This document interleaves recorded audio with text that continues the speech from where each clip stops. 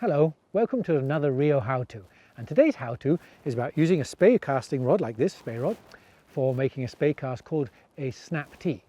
Now the snap T is also known as a circle Spey or a C Spey or a snap Z, and there's lots of names for it, and names, you know, irrelevant at this stage. The important thing is the physics of the cast and when you would do it and why would you do it. So let's have a look. Right now we've got a wind that's going straight up the river. If I'm casting, and be casting across the river here, I'll be casting with my right hand. This is an upriver wind, and what that means is that you always want to make a cast with your upstream hand. So if the wind is blowing that way and I'm casting this way, the line blows away from me. That's safe. Right? You always want to be safe. What you don't ever want to do is make this cast when the wind's blowing downriver. Because if the wind's blowing that way and I'm casting this way, the line's going to blow into me and hit me, and it's a terrible thing. You're going to get hurt. So the first thing to know about this cast is make this cast when the wind blows upriver or if there's no wind, right? But just don't do it with the downriver wind. The second time to use this cast is if you're using a Skagit style line, Skagit head. On the end of a Skagit, you'll usually have a sink tip and you usually have a heavy fly. And as you'll see in this cast, the significance of that is that this cast has what's called a waterborne anchor. And what that means is the line is on the water during the D-loop stroke, and you need the water to grip the heavy fly and sink tip and stop it kicking out. So when you're having sinking lines and heavy flies like that, this is the same cast that you must do. You must have a waterborne cast, and if you've got the upstream wind, then that's perfect. So those are your two reasons for making a snap T: upstream wind or Skagit line. So that is when you make the snap T. Now let's have a look at how you make the snap T. How do you make this cast? Well, I'm on the left side of the river. I'm going to make a right-handed cast. As I said, this cast is always a cast that is done with your upstream arm, so it's my right hand in this case. And this cast consists of 3 separate movements. We're going to look at those movements individually, break them down. And the idea is if you can understand what each movement's supposed to do, it makes it a lot easier to comprehend the cast and make it happen. And the 3 movements are called the set-up stroke, the D-loop stroke, and the forward stroke. The set-up stroke starts when your line has swung around and reached the end of the dangle, where the line doesn't swing any further, and you want to start your cast. And I'm just going to draw a shape for you with my rod. And that shape is a capital letter D. Capital D. So the rod will start pointing downriver, slowly and vertically climbs. At the top of the climb, it sweeps out towards the far bank and down, and then sweeps back to the starting point, the capital letter D. So it looks like this: up, out, round, and to the starting point. But there has to be a little bit of speed in it. There's a little snap in the underside. It's very important. This is the correct speed of this cast: up, out, snap. You see that little acceleration there? That acceleration is most important on this cast. That's the setup stroke. Let's show you that setup stroke as an actual move. And I want to show you that D with and without the snap, so you can see what the relevance of the snap is. Here it is at full speed with that snap. Slow vertical lift out to the far side, snap. And that snap makes the line jump from downriver and it lands upstream of me. Here's me across the river.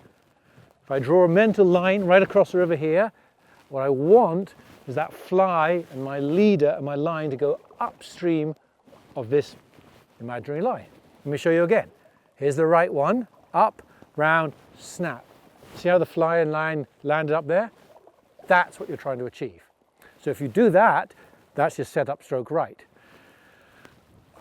If you don't snap, or if you draw too small a D or you draw too slow a D, then what happens is the line kind of wimpily falls in a mess below you.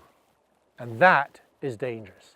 That will result in you hitting yourself when you make and complete this cast. So never make and never continue that stroke if your D is a failure and the line is well below you. That's a really good safety tip. So once you've got your snap set up right, like here, boom, and the fly is above you, we're now going to do the second move. And the second movement is called the D-loop stroke. And the crux of a D-loop is like a bow and arrow. I'm just kind of face you here. Imagine I've got a bow here. If I'm firing an arrow straight at the camera, I'm going to pull the bow back this way. In Spey casting, this pulling of the bow is what's called a D-loop. See how that's kind of shaped into a D-loop, a shape like that? That D-loop should be right opposite where you want your cast to go. That's what's going to make it easy. Effortless. So if you've set your cast up right and the line's above you, you're going to sweep the rod around until the rod is opposite your target. And the most important part about this is the climb. And what that is, I'm going to wrap the line around the rod again. When you finish the D, the first move, your rod should be about 1 foot above the water. And then as you sweep round, that rod should climb. See, there it's 2 foot, and here is 3, 4, 5, 6, 7, 8, 9, 10, 11, 12, 13, 14. So it sweeps and climbs the whole way around. That is a good move. You don't want to go flat and lift, and you certainly don't want to go from 1 straight to 14 like that. You want this lovely, long, gradual sweep all the way around. The rod shouldn't change speed, and the rod shouldn't change angle. 1 to 14, even speed and even angle. And that is the correct tempo and rhythm and move of the D-loop stroke. So if I want to go right across the river for whatever reason, my sweep would stop right opposite the opposite. And if I wanted to cast right downstream, my sweep would come round and stop about here, so that the rod is aligned with where I want the cast to go. Very important that you get that sweep all the way around. And then the third part, that's just the forward stroke. That's the delivery of the cast. If you've got your setup stroke right, and you've got a lovely D-loop and everything's aligned, then your forward stroke is just a regular forward stroke where you drive the rod forward, pitch the rod over like that with a little kick, and generate the line speed to kick it out there. That's your last part. Let me put it all together. Let me just show you that whole cast as it should be. At full speed, first the setup, then the D-loop stroke, and then the forward stroke. And that is the snap T. That's how you do it. Okay, that's it. Let's show you one more. Right, there's the line. It's swung round to the dangle, or imagine it has. It's got to the point where it'll swing no further. Here's the letter D. Up, out, snap. Sweep round, form a D-loop, fire the rod tip right opposite where it was. And that is all there is to the snap T. Okay, so let's take a look at things that go wrong. What are the commonest things that can go wrong?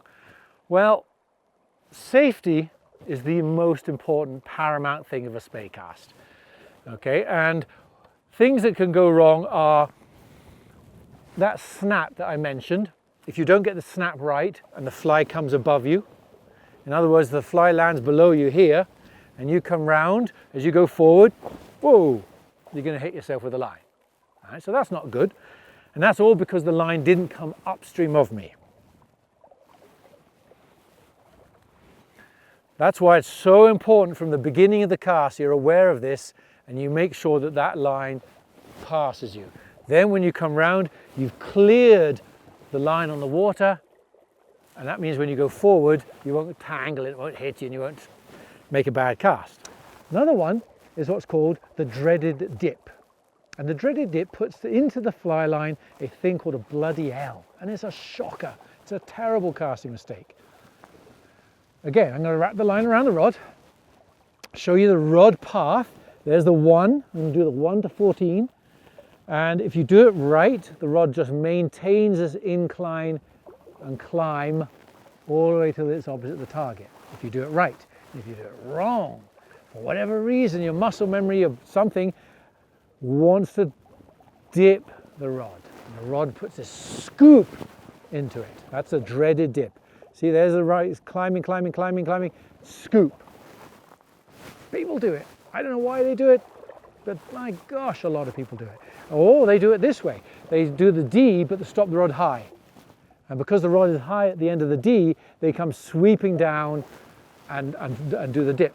And that dip is a problem because it puts an L shape into the fly line. That L shape is called the bloody L, spey casting terminology. Let me show you it.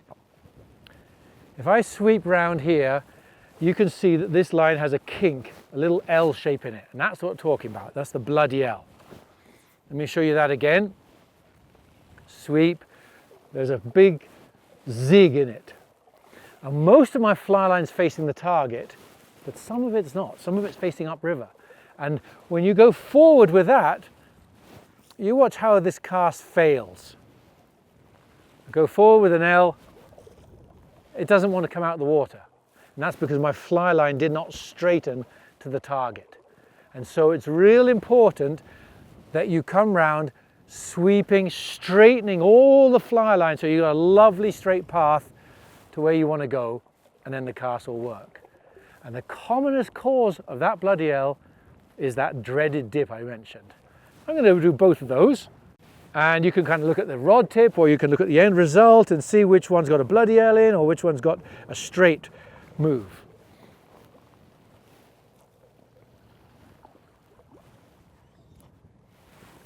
Okay, that was a good one, right? And I see that rod climbed and swept around nice and even opposite my target. Now here comes the bloody L. Watch the rod tip. And it just puts a huge clump of L in the water and the cast fails. So really, that is the commonest mistake to avoid on the snap tee. You'll see it, a lot of people do it. They put that bloody L in, and they fold the line with a dreaded dip. You've got to avoid that. You want to be safe, make sure that first move gets the line out of the water. And on that note, the last little thing I'm going to tell you about on this cast is if the line goes too far above you. If you make this cast and the line goes way, way above you, you'll find you get another bloody L because the line has gone too far upstream. And that is always going to create a bad cast. So when you're practicing these snap tees, you're trying to make the line and leader land just upstream of you, not a long way upstream of you. In a nutshell, that is the snap tee, circle spey, C-spey, whatever you like. There's the three moves, the setup stroke, the D-loop stroke, and the forward stroke. Those are some nuggets for you if you like to understand how to get them right and what things to do, but also a couple of the common problems there that I see a lot of time when I'm teaching. I just watch people doing that, and those are the ones I see more often than not. So I thought we'd throw them into this little video. So hopefully you enjoyed it, hopefully you learned something, and hopefully you learned this snap tee cast, and maybe one day I'll see you on the water throwing out some booming casts across the river getting into steelhead. I hope so. But for now, thank you so much for tuning in. Another Rio how-to episode.